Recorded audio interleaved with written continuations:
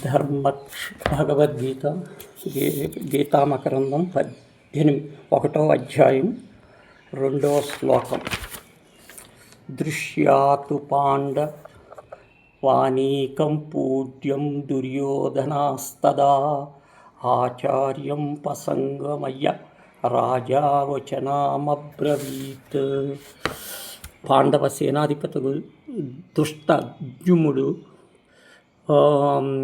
యుద్ధ శాస్త్రాసనముగా తన సైన్యమును వజ్రమును వేరుగల వ్యూహమును సమర్పించి ఉండును.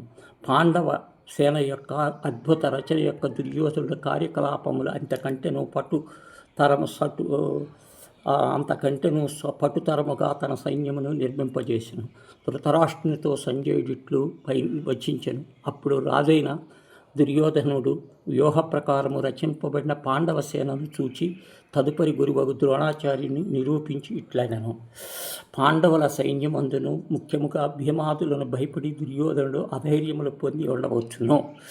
తర్వాత ద్రోణాచార్యుడు సేనా నాయకులతో నొకాడు కావున అతన్ని స్థానము నుండి కదిలించినతో సైన్యమంతయు చెదిరిపోవున అవకాశం కలదు. ద్రోణాచార్యుడు వయోవృద్ధుడు జ్ఞానబుద్ధుడు పైన కురుస్థానమును అట్టివాని ఎడల చూపుట ధర్మం. ఏదియో విధముగా ద్రోణాచార్యుడి నుంచి చేసుకొని అతన్ని స్వార్థ సాధనమునకు వినియోగించదలిచి ఉండవచ్చునని కారణమును బట్టి దుర్యోధనుడు ఆచార్యుని తన వద్దకు పిలిపించి తాను ఆచార్యుడిని చెగి విన్నవించుకొనెను. పశ్యాకాల పాండవోతృణ మాచార్యమహితం చమ్మోయూఢ్యం ద్రుపదత్రేణ తన శేష్యత. గురువార్య, బుద్ధిశాలి యొక్క మీ శిష్యులకు దుష్యముని చేతను వ్యూహాకారముని చేతను పాండవులు గొప్ప సైన్యమును చూపును. శోకమునందు దుర్యోధనుడు ఉవాచ ఉండవలసింది కాదు. పాపి అగుట చేత అతన్ని పుణ్యశీలుడు గీతా పాఠకులకు పరమార్లు ఉచ్చరింపజేయటం కాబోలు విధము. ద్రౌపదిని పుత్రుడు శిష్యుడు దుష్యంతమును పాండుసేనను చక్కగా తీర్చిదిద్ది పలుకుట ద్వారా అతడు ద్రోణాచార్యునికు ద్రౌపదిని ఎల్ల పూర్వము చెప్పించెను.